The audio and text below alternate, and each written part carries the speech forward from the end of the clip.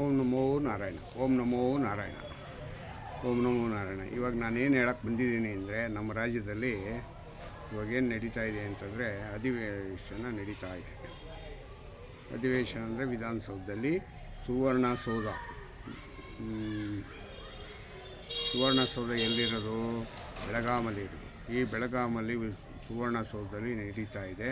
ಅಲ್ಲಿ ಏನಾಗ್ತಾಯಿದೆ ಅಂದರೆ, ವಿರೋಧ ಪಕ್ಷಗಳು ಮತ್ತು 224 ಜನ MLAಗಳನ್ನು ಕೂತು ಚರ್ಚೆ ಮಾಡೋದು.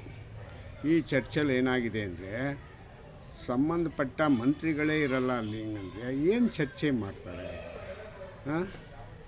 ಇವತ್ತು ನಿನ್ನೆ ಏನೋ ಒಂದಷ್ಟು ಏನೋ ನಡುತ್ತಂತೆ, ಗೊತ್ತಾಗಿಲ್ಲ ಅಷ್ಟಕ್ಕಷ್ಟೇ ವಿಷಯಗಳು.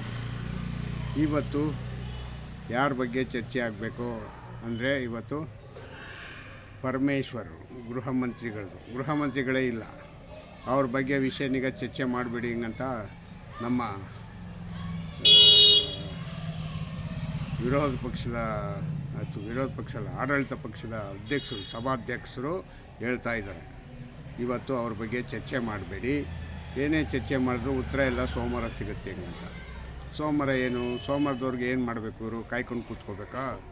ಮತ್ತು ಇನ್ಯಾಕೆ ಹೋದ್ರು ಇವರೆಲ್ಲ ಚರ್ಚೆಗೆ ಅಂತ? 224 ಜನನೂ ಅಟೆಂಡ್ ಆಗಲಿಲ್ವಾ? ಯಾಕೆ ಇದು? ಯಾವ ರೀತಿ ಉತ್ತರ ಕೊಡಬೇಕು ಅನ್ನೋದಕ್ಕೆ ಇದಕ್ಕೆ ಅರ್ಥನೇ ಆಗಿಲ್ಲ. ಮತ್ತು ಏನು ಹೇಳಬೇಕಪ್ಪ ಹಂಗಂದರೆ, ಇವತ್ತು ನಾನು ಸುಮಾರು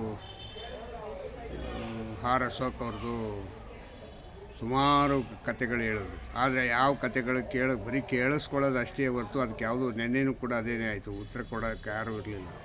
ಇವತ್ತು ಅದೇ ಆಯಿತು.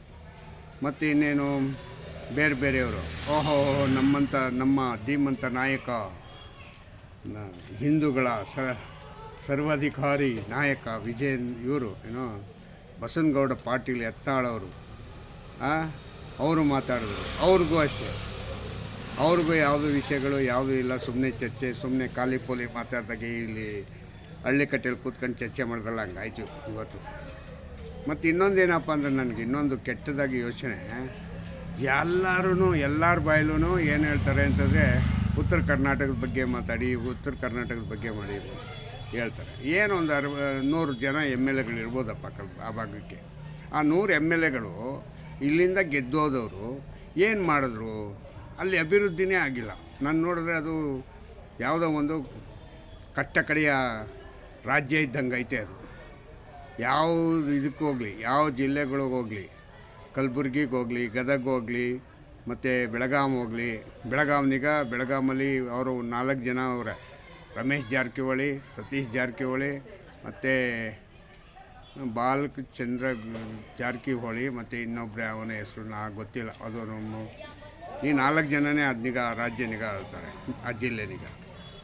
ಮತ್ತು ಆದರೆ ಇವರೆಲ್ಲ ಹಿಂಗೆಲ್ಲ ಆಳ್ವಿಕೆ ಮಾಡೋರು, ಅಭಿವೃದ್ಧಿ ಆಗಬೇಕು, ನನ್ನ ಊರಿಗೆ ಈ ಥರ ರೋಡ್ ಇರಬೇಕು, ಈ ರೀತಿ ಇದನ್ನಿಗೇನು ಕೈಗಾರಿಕೆ ತಗೊಂಡೋಗ್ಬೇಕು ಅನ್ನೋದನ್ನ ಯೋಚನೆ ಮಾಡಲ್ವಾ?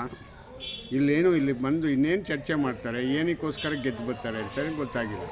75 ವರ್ಷದಿಂದ ಹೇಳ್ತಾರೆ ಏನಂತ, ಆ ಕಡೆ ಭಾಗಕ್ಕೆ ಇದಿಲ್ಲ, ಕೆಲಸ ಆಗಿಲ್ಲ, ಹಿಂಗೆ ಅಂತ. ಮಲ್ಲಿಕಾರ್ಜುನ್ ಖರ್ಗೆ ಅವ್ರು ಮೊನ್ನೆ ಹೇಳ್ತಾಯಿದ್ರು, ಅಯ್ಯೋ ನಾವು ನಿಮ್ಮ ಬೆಂಗಳೂರು ಹಂಗೆ ನೀವು ಅಲ್ಲಿ ನಮ್ಮ ರಾಜ್ಯನ ಇಂಪ್ರೂವ್ ಮಾಡಿಕೊಡಿ. ಅಲ್ಲೇ ಅವರು ಕಲಬುರ್ಗಿನಲ್ಲಿ 40 ವರ್ಷ ರಾಜಕೀಯ ಮಾಡಿದ್ರು, 40 ವರ್ಷ ಗೆದ್ದರು, ಸುಮಾರು 8-9 ಸತಿ ಗೆದ್ದವ್ರೆ. ಅವ್ರು ಏನು ಕೆಲಸ ಮಾಡಿದ್ರು ಹಂಗಾರೆ ಅಲ್ಲಿ? ಯಾಕೋಸ್ಕರ ಇದು ಹಿಂಗಾಯ್ತು, ಹಿಂದುಳ್ಕೊತಾ ಇದೆ? ಇಲ್ಲಿಂದ ತಗೊಂಡೋಗೋಂಥ ದುಡ್ಡು ಯಾಕೆ ಅಭಿವೃದ್ಧಿ ಆಗ್ತಾಯಿಲ್ಲ? ಏನಿದು ಪ್ರಾಬ್ಲಮ್ಮು? ನನಗಂತೂ ಅರ್ಥ ಆಗಲಿಲ್ಲ. ಪ್ರತಿ ವರ್ಷವೂ ಇದೇ ಪ್ರಾಬ್ಲಮ್ಮು. ಅಲ್ಲಿ ಈಗ ಬೆಳೆ ಹಾನಿ ಆಗಿದೆ, ಅದಕ್ಕೆ ಅದು ದುಡ್ಡು ಅವರು ಕೊಟ್ಟಿಲ್ಲ, ಅದು ಬೇರೆ ಪೆಂಡಿಂಗಲ್ಲಿದೆ. ಮೆಕ್ಕೆಜೋಳದ್ದು ಇದೆಲ್ಲ ಆಗಿದೆ, ಅದಕ್ಕೂ ಏನೂ ಇಲ್ಲ. ಮತ್ತು ಇನ್ನೊಂದೇನಪ್ಪ ಹಂಗಂತಂದರೆ, ಅಭಿವೃದ್ಧಿನಿಗ ಪಡಿಸ್ಬೇಕು ಅಂತ ಅವ್ರಿಗೆ ಆಸಕ್ತಿನೇ ಇಲ್ಲ ಅನ್ನಂಗಿದೆ. ಅವ್ರಿಗೆಲ್ಲ ಏನು ಮಾಡಬೇಕು ಅಂದರೆ, ಇಲ್ಲಿ ನಮ್ಮ ಸೋಮಣ್ಣ ಅಂತೇವ್ರು ಆ ಕಡೆ ಭಾಗದಲ್ಲಿ ಗೆಲ್ಲಬೇಕಾಗಿತ್ತು. ನಮ್ಮ ವಿಜಯನಗರ ಸೋಮಣ್ಣ ಅಲ್ಲೇನಾದ್ರು ಗೆದ್ದಿದ್ರೆ, ನಿಜವಾಗಿ ಹೇಳಬೇಕು ಅಂತಂದರೆ ಅವ್ನಿಗೆ ಅಭಿವೃದ್ಧಿ ಏನು ಅನ್ನೋದಕ್ಕೆ ಅಲ್ಲಿ ಯಾರಿಗಾರು ಆ ಸೆಂಟ್ರಲ್ ಒಂದು ಜಿಲ್ಲೆಗೆ ಮಾಡಿದರೆ ಕೆಲಸ, ಆವಾಗ ಗೊತ್ತಾಗೋದು. ಓ ಈ ಥರನ ಅಂತ. ನಮ್ಮ ಕಟ್ಟ ಕಡೆಯ ಬಿನ್ನಿಪೇಟೆನಿಗ ವಾರ್ಡ್ದು 4 ಭಾಗ ಮಾಡಿಬಿಟ್ರು. 3 MLA ಮಾಡಿದ್ರು. 3 MLA ಮಾಡಿದ್ರು ಅಭಿವೃದ್ಧಿ ಆಗಿರೋದು ಹಂಗೆ ಕಾಣ್ತಾಯಿದೆ, ಇವತ್ತಿಗೂ ಕಾಣ್ತಾಯಿದೆ. ಆ ಒಂದು 10 ವರ್ಷ ಕೆಲಸ ಮಾಡಿದಂಥ ಕೆಲಸ ಇವತ್ತಿಗೂ ವಿಜಯನಗರ ಸೋಮಣ್ಣ ಅಂತಂದರೆ ಅಷ್ಟು ಪ್ರಸಿದ್ಧವಾಗಿ ಕೆಲಸ ಮಾಡಿದ್ರು. ಅಲ್ಲಿ ಅವ್ರಿಗೆ ಯಾಕೆ ಹಂಗೆ ಕೆಲಸ ಮಾಡೋಕ್ಕೆ ಬರಲಿಲ್ಲ ಅಂತ ನನಗೆ ಒಂದು ಆಶ್ಚರ್ಯ. ಮತ್ತು ಯಾವುದೇ ಆದ ಕೆಲಸನೀಗ ಸಮಗ್ರವಾಗಿ ಹಿಡ್ಕೊಂಡು ಅದು ಕಂಪ್ಲೀಟ್ ಮಾಡೋಣ ಅನ್ನೋದು ಭಾವನೆಗಳಿಲ್ಲ. ಅದು ಒಂದು ದೊಡ್ಡ ಪ್ರಾಬ್ಲಮ್ ಅಂತ ನಾನು ಅಂದ್ಕೊಂಡಿದ್ದೀನಿ. ಹಾಗಾಗಿ ಹೆಚ್ಚಿಗೆ ಹೇಳೋದು ಬೇಡ, ಸಾಕು.